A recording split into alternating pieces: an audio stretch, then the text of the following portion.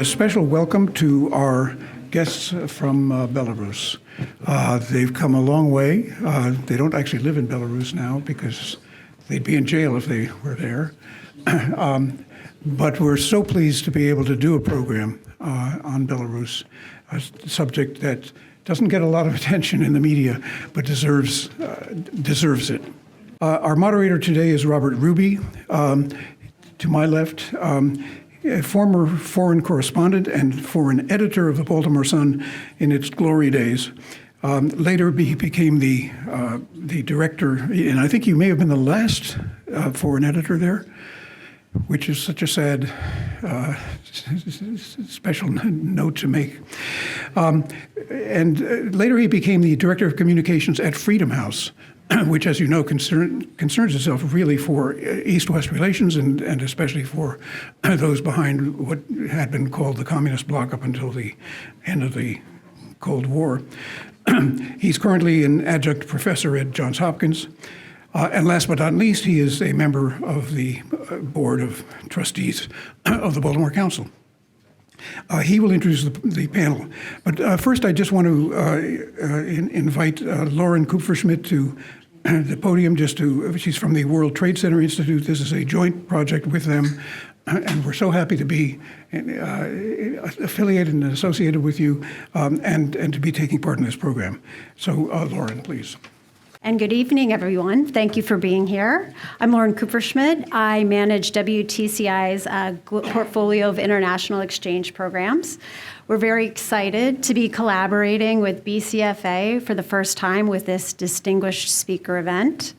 We're very appreciative of their support for our Belarusian guests and providing them this platform to shed light on the dire humanitarian situation taking place in their home country.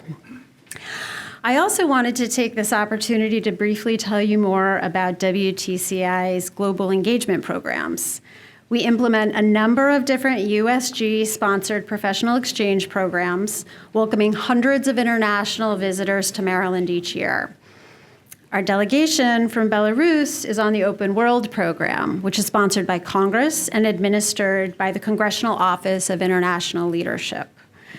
Open World is a 10-day professional and cultural exchange program for emerging leaders from former Eastern Bloc nations that was established to enhance mutual understanding between Eurasian and American leaders. Open World is unique from our other programs that we implement in that it includes a home state component, which provides participants, both foreign and domestic, a deeper insight into each other's cultures for authentic people-to-people engagement and citizen diplomacy. This program would not be possible without the generosity of our volunteer host families. And heartfelt thanks to our hosts who are in the audience this evening.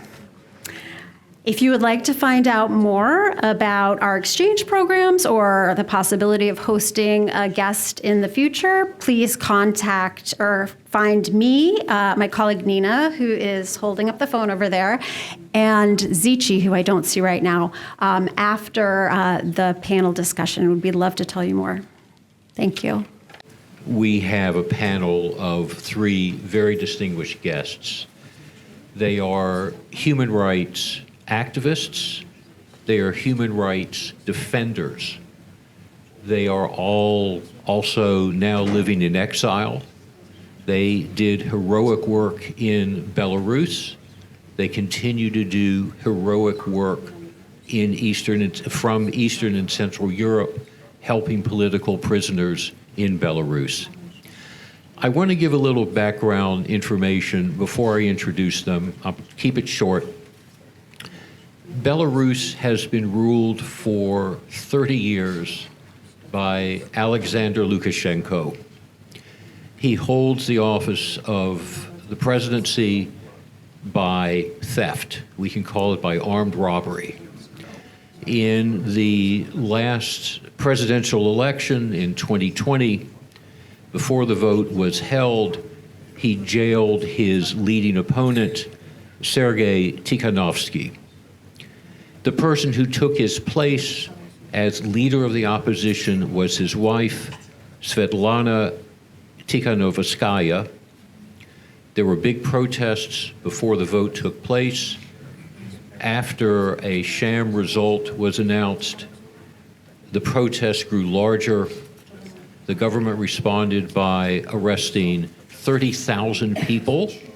Thousands were tortured. Tikhanovskaya went into exile with her children. Let's jump forward to February of this year. There were parliamentary elections. Very conveniently, before the vote, all opposition parties were banned. To be associated with them, to be a member of one of the banned parties, became a crime.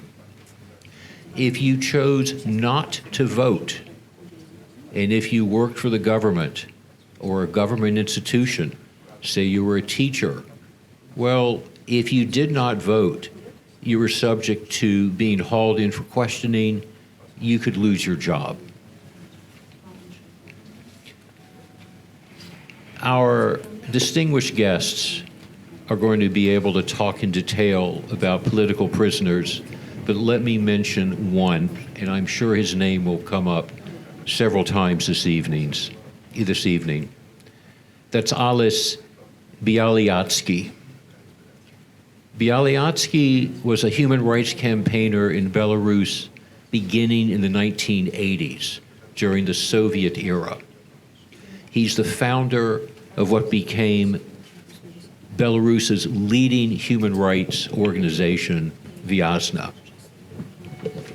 Authorities arrested him in July 2021.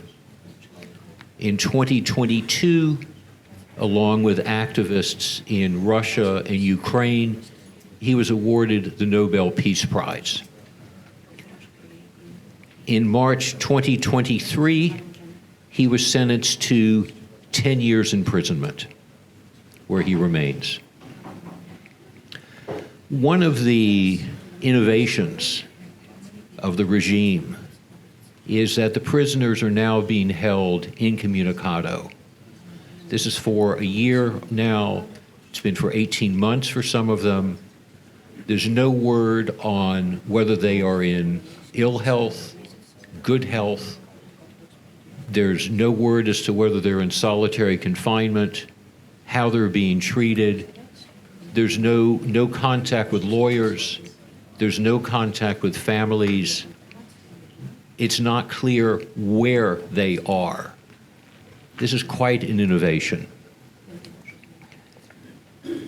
And I just want to quote the leader of the opposition again, Svetlana Tikhanovskaya, who put it very succinctly. The situation in Belarus is part of a war between democracy and autocracy. It's the rule of law against rule by violence. Let me introduce our guests. Alana Gebremariam, after the 2020 stolen presidential election, became a leading figure in the council that tried to stabilize civil society.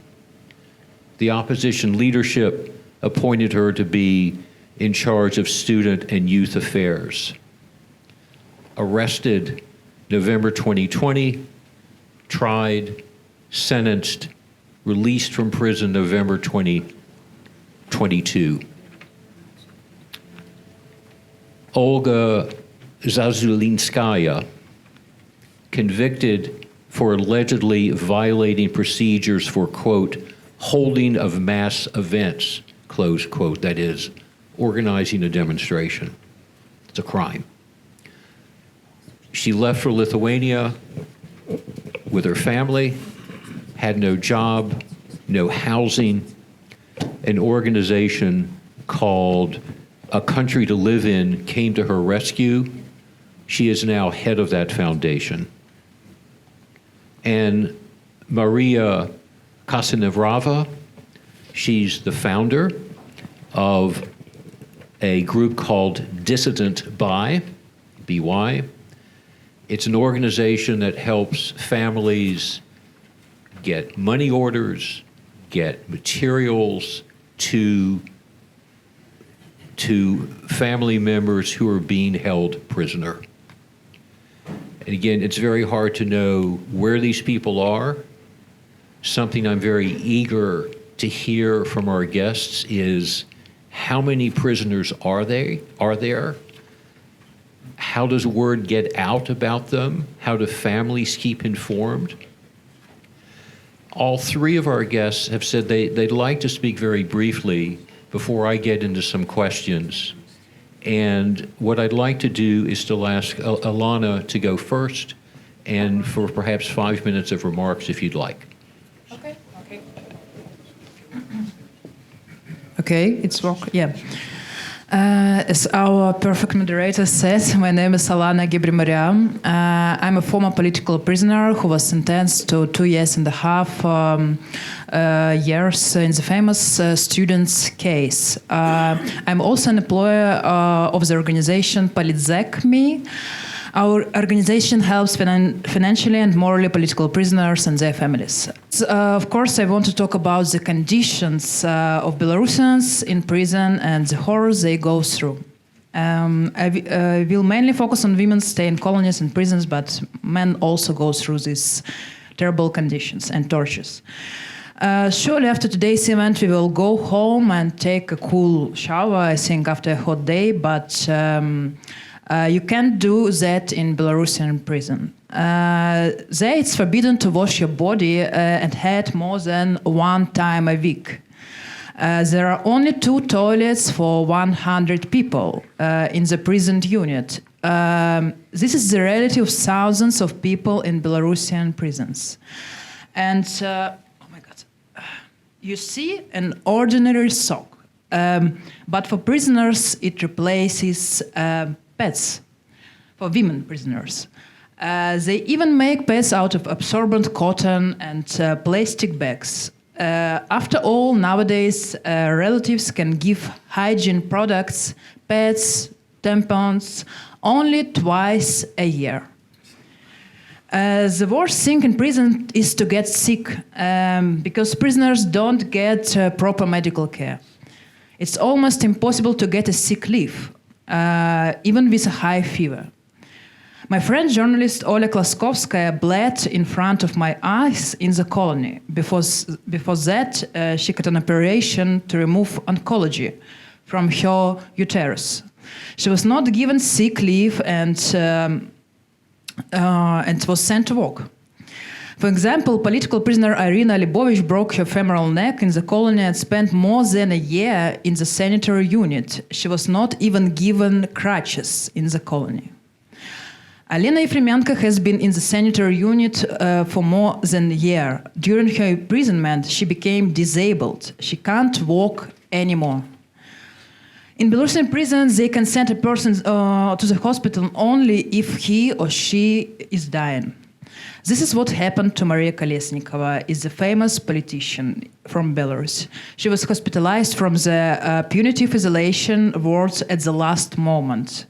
Political prisoner Ales Pushkin was not so lucky. He was not safe in time. He died in prison without ever seeing freedom. Female political prisoners are obligated to work in the prison sewing factory. They're obligated to sew uniforms for the security forces. And they're working without weekends. While they're in colony, they earned only $10 or $15 a month. After work, women don't rest. They're obligated to clean the rooms in which they live and the entire territory of the colony. Also, while in Belarusian prisons, they go through psychological and physical abuse. Political prisoners are under special control and attention. I could be searched 5 times a day to find some forbidden things and to send me to the solitary confinement. May I ask you, what were you charged with? What was the charge against you? You mean some punishments? No, for you, you were arrested and you served 2.5 years in prison. What were you found guilty of? Okay. It was how to say it. For the meaning of services, I was the organizer of students' protests, Okay. and they think that I helped students to, I don't know, organize these communities in different universities of Belarus, also pay them for their work, also psychological control them. I don't know how, but they thought this. And when you were released, did you have a choice as to whether to stay in Minsk or to leave? Was it a choice, or did you simply had to leave the country? I have stayed in Minsk after releasing like 6 months because my family was not in a good state of mental health, and then I must left my country because the KGB came to my house and brought me from the taxi near the house, and yes, they again detained me, and then they said that I must how to say, I don't know, maybe I must walk with them and tell them some information, and they said to think about this like 2 days and then to give them answer. And then I was talking with my friends and they helped me to evacuate from the country. Wow. So it was a choice between becoming a government informer or leaving. Yeah. Wow. Mm-hmm.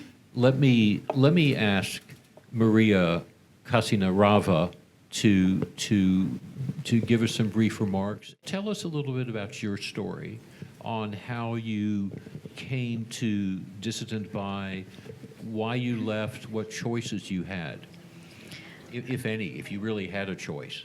I suppose my story is too long for this meeting because I'm an activist since 2016. So I'm a activist who always on the street. So I don't know. My husband was two times political prisoners before 2020. Also, I was detained maybe 10 or 14 times or 15 times, but it's like short-term detention, not like criminal cases. So, and when my friends were arrested in 2016, we started to help them. So that's why we founded this like informal organization, and after 2020 it became like bigger, and our help was required by people. And in 2020 I had to leave Belarus because of preventive detention. So because all activists in Belarus, they always get imprisoned before some events, protests, whatever. Let me ask, was your husband also able to leave? Yeah, he was political prisoner before 2020, so that's why we had to leave Belarus in June of 2020. Because in May we arrested different opposition leaders like Mykolai Statkevich, Sergei Tikhanovsky, so we know how it's going, what is going on, so that's why we had to leave. Is your organization always able to convey, whether it's money or reading materials or toiletries, to prisoners, or are there instances when family members come to you and you're simply not able to help them get in contact with people who are in custody? It was much easier before 2020, so it was easy just to help people. But after 2020, laws always changing. So for today, it's very difficult to provide help in safety way for people. That's why we need to build like a very difficult mechanism of this assistance for people. And are people in custody able to consult with lawyers? And are lawyers able to actually do useful work? Are they able to actually act as advocates for their clients?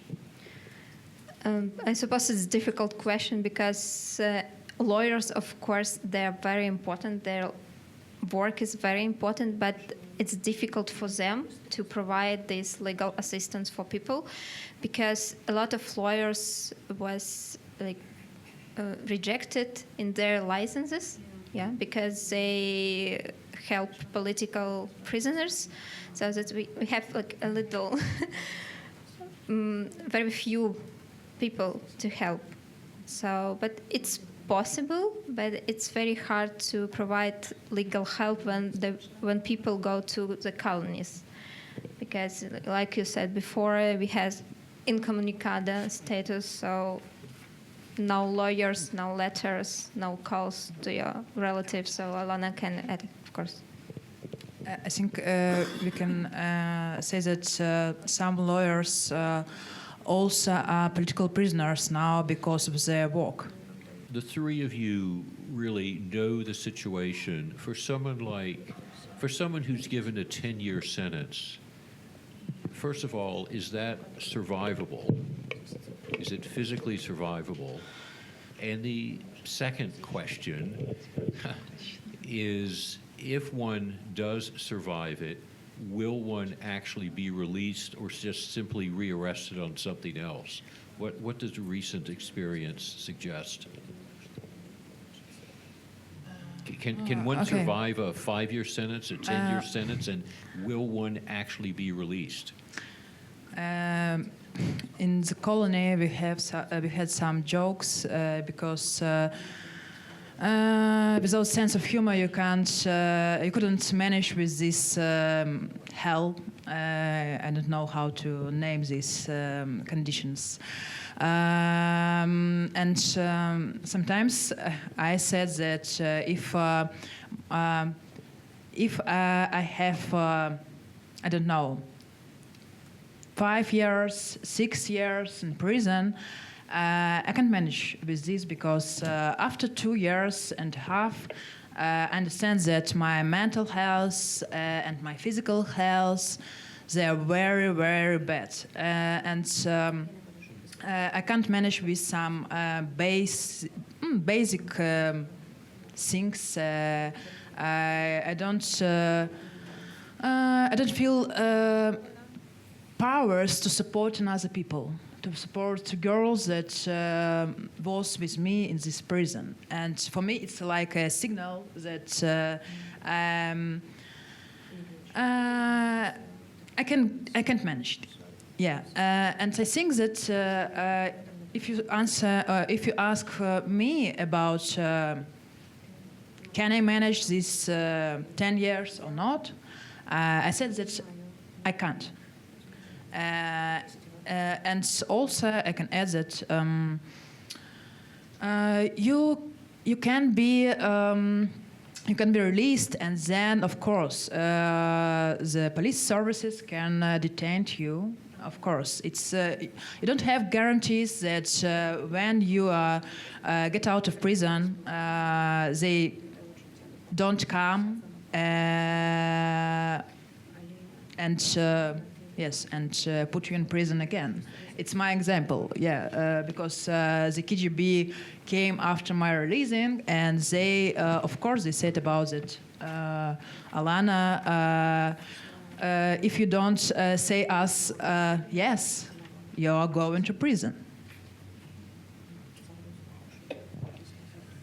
May I ask Olga Zazulinskaya if she has some remarks that she would like to make, whether herself or through a translator? We'd love to hear from her. По-перше, вітаю. Моє ім'я Ольга Зазулінська, я керівниця доброчинного фонду «Країна для життя». Hello, my name is Olga Zazulinskaya. I'm the manager of the charity fund Country for Life. Для меня сегодня великий гонор казаць на сваёй роднай мове, таму што людзей у маёй краіне катуюць і сажаюць у турмы толькі за тое, што яны кажуць па-беларускі. It is a great honor for me and it is a great pleasure to speak in my own language because people who speak the native language in Belarus get persecuted. Наш фонд быў створаны ў 2020 годзе як адказ на рэпрэсіі пасля выбараў у прэзідэнты. Our foundation was created in 2020 as a response to the repressions after the presidential elections. Асноўны фокус нашай працы гэта сем'і палізняволеных і перш за ўсё сем'і з непаўнагадовымі дзецьмі. The main focus of our work is the families of inmates, political prisoners, and above all, families with minor children. Адзін з заснавальнікаў нашага фонда палізняволены Сергей Цікановскі. One of the founders of our foundation is a political prisoner, Sergei Tsikhanovsky, якому присудили 19,5 гадоў турмы. He was sentenced to 19 and a half years in prison. З 2020 года Сергей сидіць у адзіночнай камеры. Since 2020, he has been in solitary confinement. 1510 дзён ён знаходзіцца ў рэжыме інкамунікада. And has been in incommunicado mode for 1,510 days. Да яго не мае доступу адвакат. A lawyer doesn't have access to him. Не прымаюць харчовыя і медычныя бандэролі. Food transfers and medical parcels are not accepted for him. Нема ліставання са сваякамі і дзецьмі. He has no touch with his relatives or children. Сёння мы налічваем не меней за 279 сем'яў палізняволеных з непаўнагадовымі дзецьмі. Today, we count at least 279 families with minor children. У некаторых выпадках абодва бацькі ў зняволенні. And in some cases, both parents are in prison. 515 дзяцей не маюць магчымасці засыпаць увечары побач з матуляй или татай. In total, no less than 515 children do not have the opportunity to fall asleep in the evening next to mommy or daddy. Слухаць казкі і разам праводзіць вольны час. Listen to fairy tale and spend the free time together. На жаль, ніхто ім не верне гэтых момантаў. Unfortunately, no one will return these moments to them. Палітвязні гэта тыя людзі, якія сёння плацяць самую вялікую цану за вольную Беларусь. Political prisoners are those people who today are paying the highest price for the future of free Belarus.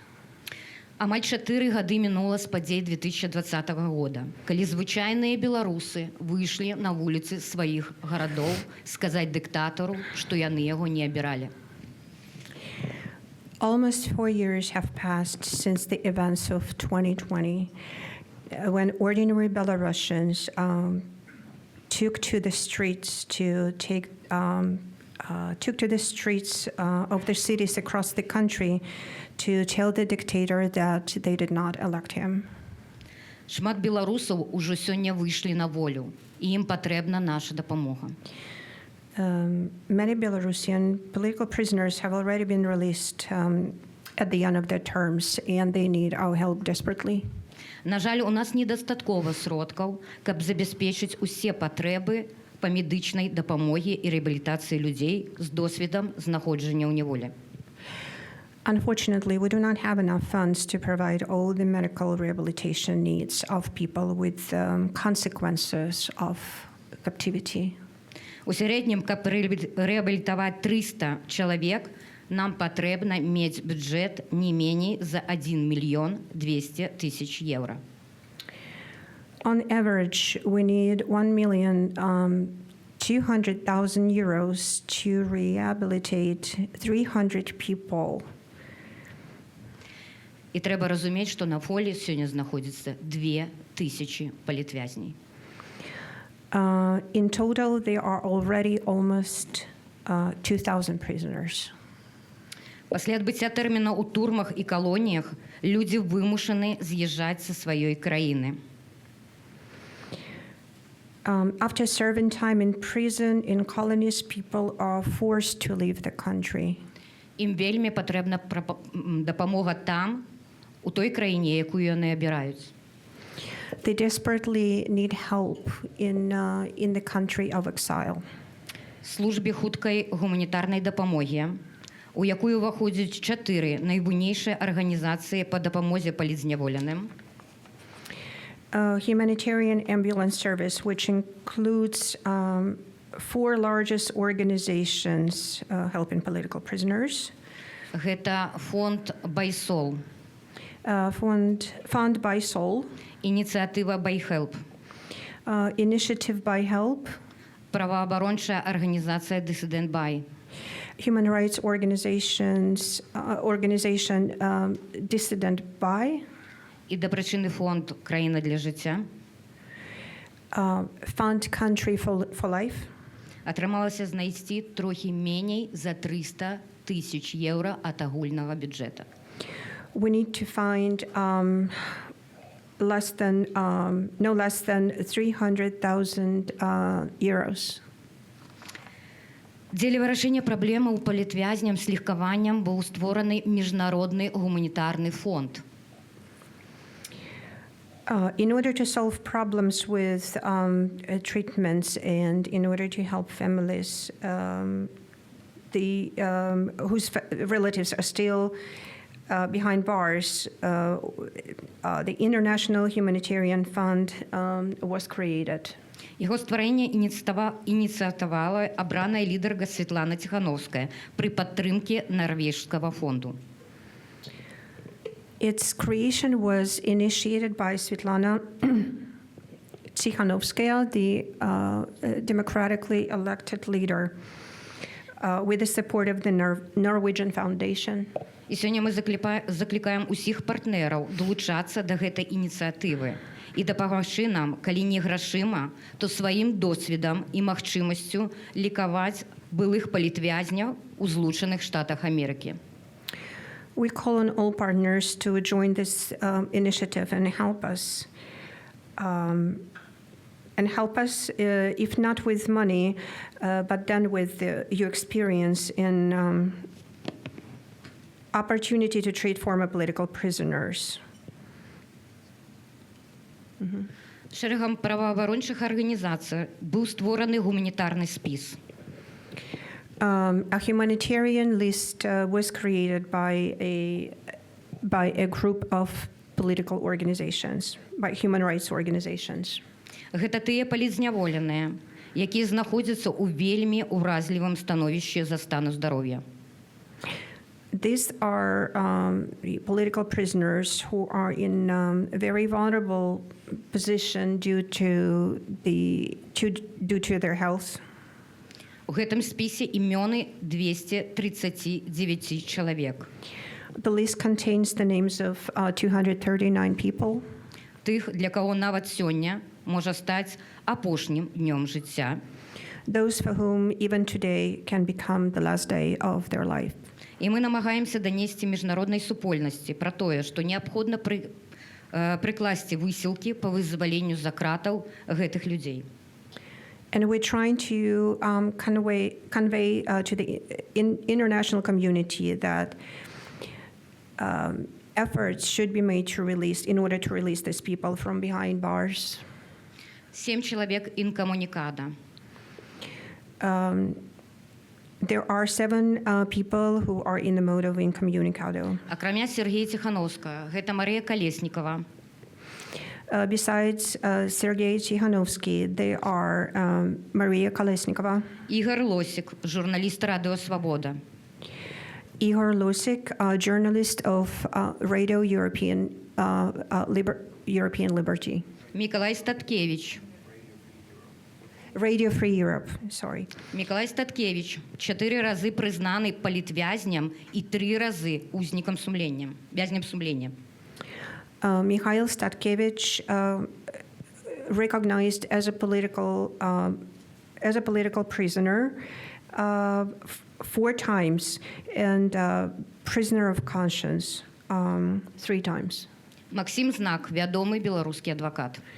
Maxim Znak, famous lawyer. Віктор Бабарыка, кандыдат у прэзідэнты 2020 года. Viktor Babarika, presidential candidate. Уладзімір Кніга, валантэр штаба Святланы Ціханаўскай і чалец каманды Сергея Ціханаўска. Vladimir Buk, volunteer of Svetlana Tikhanovskaya team. Vladimir.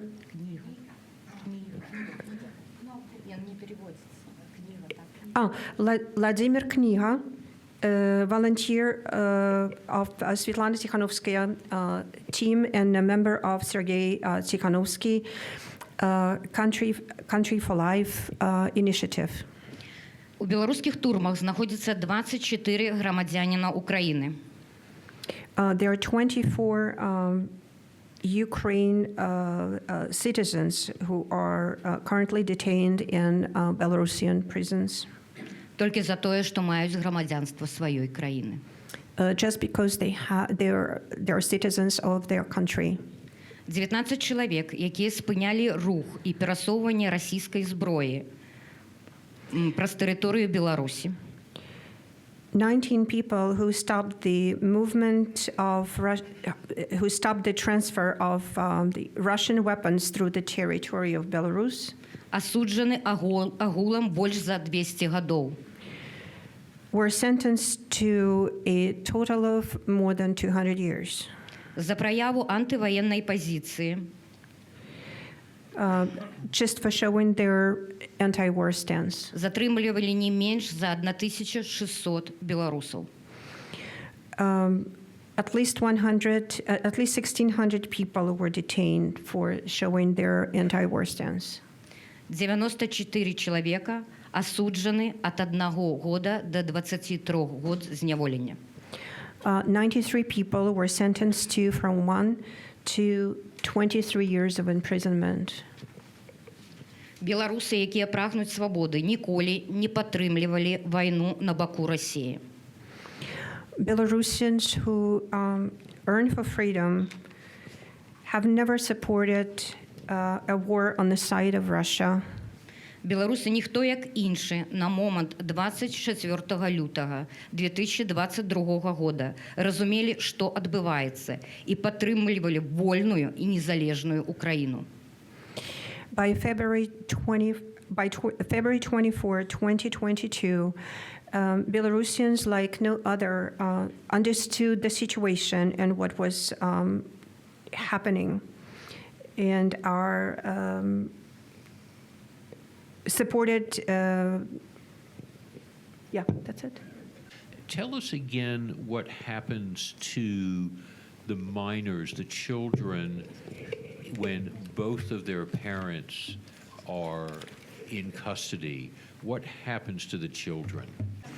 In this case, there are variations. One is that if there are no relatives, the child can be taken away and into a government, into government care, or in case if there are relatives, the child can stay with the relatives. I do want to ask any or all of the three of you about one new government policy which seems especially clever in a really horrible way. My understanding is that earlier this year, Lukashenko's government said, oh, by the way, if your passport expires, when your passport expires, you can no longer go to an embassy abroad to have it renewed. You have to come back to Belarus. And of course, for our panelists, it means you have to come back so we can arrest you again. So what can you do? How can you avoid, it's a terrible question, how can you avoid becoming stateless? when your passport expires? What is the community thinking about doing? It's also a difficult question, I think there are many answers to these questions, but maybe I can provide some of them. I think Svetlana Tikhanovskaya, our national leader, and her team are doing well with the governments of different countries. They communicate with different countries, their governments, about how we can, how it make easier to get visa or travel documents or someone else. But of course, it's very difficult. You can't have a passport of different country only because you're a political prisoner or because you're a refugee or you're repressed in Belarus. The person who, I don't know, was a short-term detention. It's a question that I think don't have one answer, but now our government in exile are working on this. But in Poland, it's a good example when Svetlana and her team can do a big work because we have travel documents, we have humanitarian visas, we have refugee status, I think more easier than in other countries. And it's like one way how we can be legalized. But another passport, as you know, we can't get. It's a problem for which the solution is still to be determined. Yes, it's very difficult, and Yeah. Are you optimistic about the future of Belarus? Where do you think Belarus will be 10, 15 years from now? I can say that we don't know because there are a lot of different events over the world. Nobody know that, for example, in 2020 the war started, so it's just started. So nobody know that will be next year, for example. So we don't know, but we try to do our best in this way to unite. For example, for standing for human rights, we try to develop our civil society. We try to promote democratic values. Yeah, we try to unite in exile, in forced immigration, all Belarusians all over the world. So Belarus can have future, but we don't know about our global events. So who knows? I can add that I believe in the future of Belarus, of democratic Belarus. It's an important point. And I think, I agree with my colleague, we should our best and believe and hope and, of course, do actions to make this result visible and real, because neither America nor European Union can help us to release all the prisoners or to, I don't know, to kill the Lukashenko maybe, or doing something else, stopping repressions and something like that. It's about us, about Belarusians and our partners together. And we should do our best with our partners from America, from European Union, and as different countries, and try to survive for this moment. Yeah, I just wanted to add that I have some notes, but I saw that we have little time. So that's why we want to say that we need your expertise, our colleagues and supporters who can like share their experience in this. Like, for example, for us, it's important experience in the issues of rehabilitations of victims of repression and torture. And so also we need your voices to remind the global community, democratic community, of our existence, of our horrors that may go unnoticed in the news feeds today. Of course, we need your understanding and solidarity, because that is the only possible basis for effective and long-lasting cooperation in the struggle for human rights. So this. Looking back 30 years ago, what were some of the signs written on the wall that you saw this coming? And what advice can you give to Americans about the same, what should we look out for? Because I think 30, 40 years ago, you all may have saw signs or heard sort of rhetoric, and you probably thought, this cannot happen. Are there similarities going on right now in America that you should tell us to be careful of? Я ў актывізме з 1996 года. Калісьці я прыйшла ў Беларускі народны фронт, калі толькі скончыла школу. Лукашэнку абралі ў 94-м. То бок для мяне гэта барацьба, яна ўжо настолькі доўгі тэрмін ідзе, што тое, што адбылося ў 20-м годзе, асабіста я разумела, што такое можа быць. I'm an activist since 1996, and I was a member of the Belarusian Human Front since then. What took place in 2020 was not so unexpected to me. My work in fighting for human rights started a long time ago. Наконт парадаў, ведаеце, мы зараз у такім становішчы, калі мы знаходзімся ў Злучаных Штатах Амерыкі, і вельмі хацелось бы яшчэ раз сюды прыехаць. А у вас зараз не вельмі такое... Я не ведаю, якія вам даць парады. I understand that the United States is in a certain turmoil at the moment, political turmoil in the moment. And I really do not know how we can, what we can advise to you.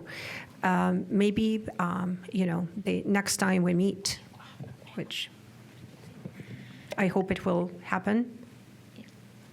I have a very short answer. So it's not only for Americans, for all people all over the world. So just do not afraid to fight for your rights in any effective ways. So it's for everyone. Let us say that Russia is successful and wins in Ukraine. Does the situation in Ukraine look like the situation in Belarus today? Meaning, if Russia wins, would the situation be the same? If Russia wins in Ukraine, after Russia wins, should they win, will the situation in Ukraine look like Belarus? Understood. Па-першае, я хацеў бы падзякаваць ад імя Балтыморскай рады па міжнародных стасунках і таксама ад імя Сусветнага гандлёвага цэнтра арганізацыі вас за тое, што вы сёння знаходзіцеся тут з намі. У мяне пытанне ёсць з шэрагу «што калі». Так вось, давайце уявім, напрыклад, што Расія перамагае ў вайне ва ўкраіне. Давайте представим гэта на момант.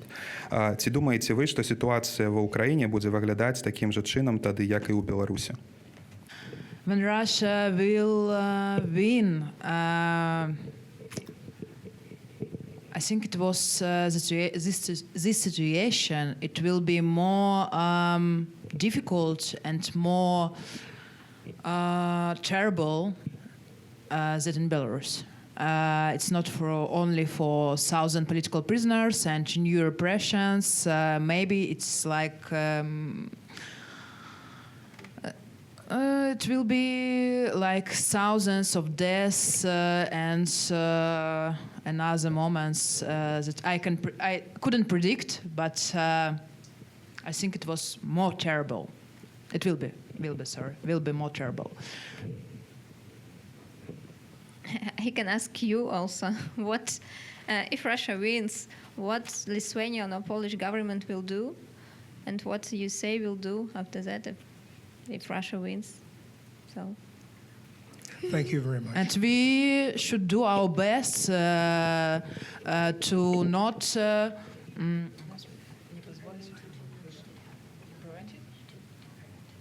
To prevent it, yes. Thank you. To prevent it, not this happened.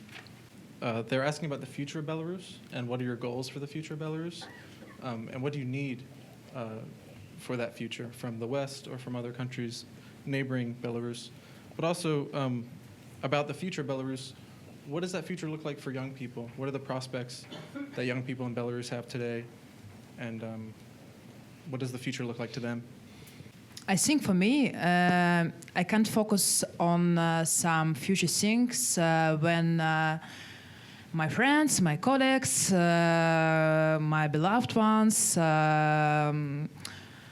not indifferent Belarusians are in prison. And for me, it's like I concentrate on the releasing of these people, on advocacy of the releasing of these people, and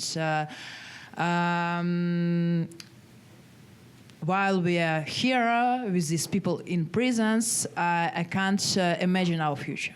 I can't imagine our future, and for me, this future is these people, free people, free, happy, without PTSD, and I don't know. For me, it's the future of Belarus. These people and freedom, yeah. Yeah, of course, we need partners for future Belarus, investments, I suppose, Belarusians. By your presentation, I see that Lukashenko has strong apparatus and has to be really carefully managed about how you're going to fight. But my question is, if fall of Putin will speed up changes in in Belarus? I suppose we have more chances to build democratic country. So because you know the story of Belarus, that we have like very many people who are like especially in like special forces in Belarus, like who are like near the Lukashenko, yeah, they support Putin, the regime. So maybe hope only goes so far. If you were talking to someone in, say, the U.S. government, what leverage do we have to make Lukashenko change his policies or to make change happen in the government, aside from shooting Lukashenko?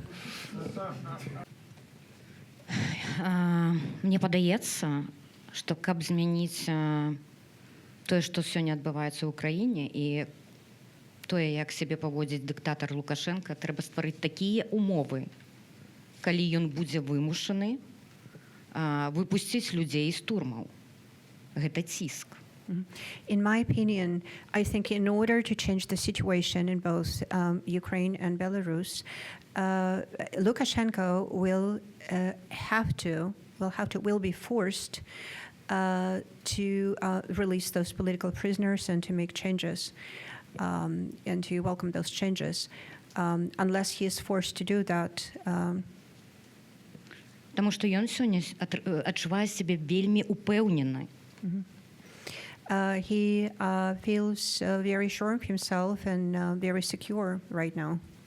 Яму вельмі комфортна, а яму трэба зрабіць так, каб яму было некомфортна. He feels very comfortable in his current state, but we have to make sure that we have to create conditions under which he becomes uncomfortable. I have another opinion. I think that Lukashenko it's not convenient as always. Oh my God, confident, sorry. Confident as always because also we know that Putin wants to how it's be, oh my God, in English, want to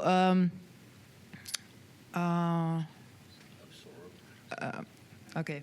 I'm so tired, sorry. I will say it in Belarusian and my translator will translate. Что Путин хоче притягнуць его да вайны, у тым ліку да ўдзелу ў вайне, і бачна, як ён у тым ліку перад выбарамі і у тым ліку за гэтага поінту хоча аднавіць контакты з Захадам і з Амерыкай і гаварыць пра гэта.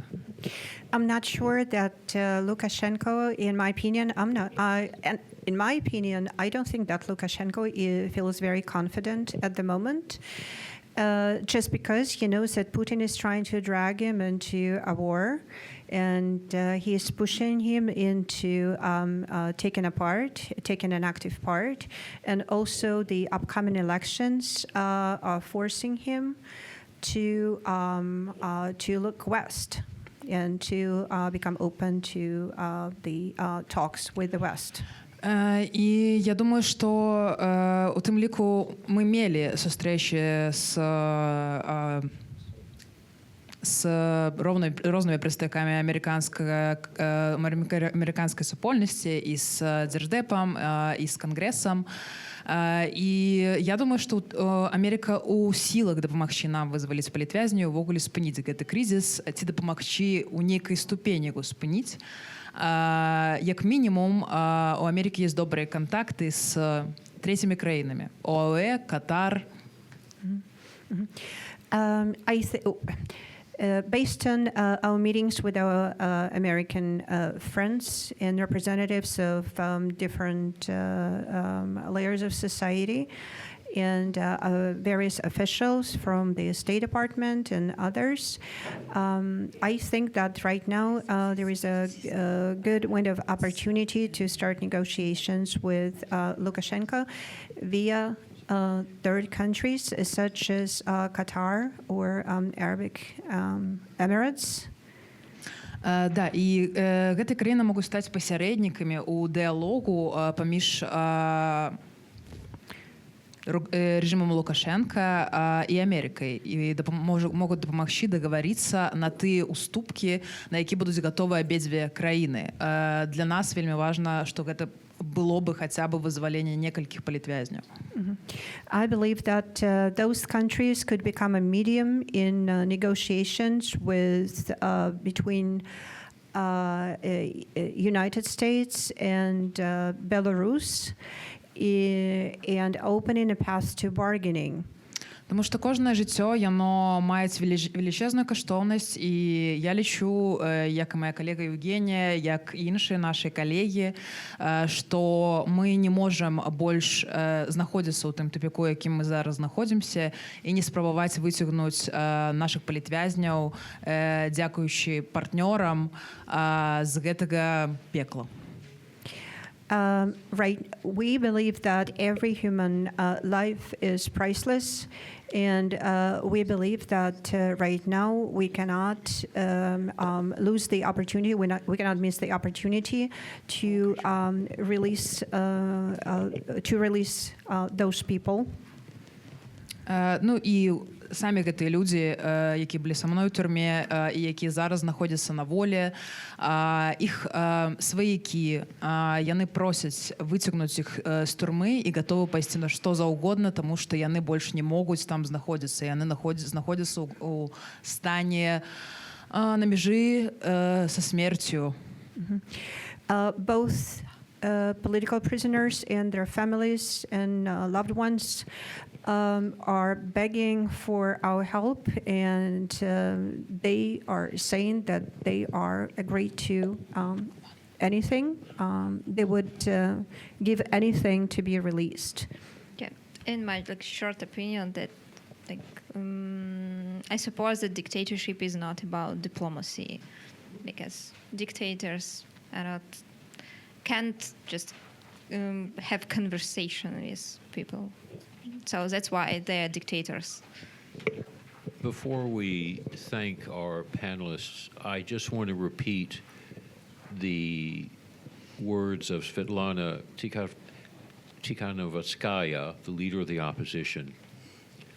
The situation in Belarus is part of a battle, a war between democracy and autocracy. It's part of a war between rule of law and rule by violence. I really want to thank these representatives of democracy and rule of law. I think we should give them a hand.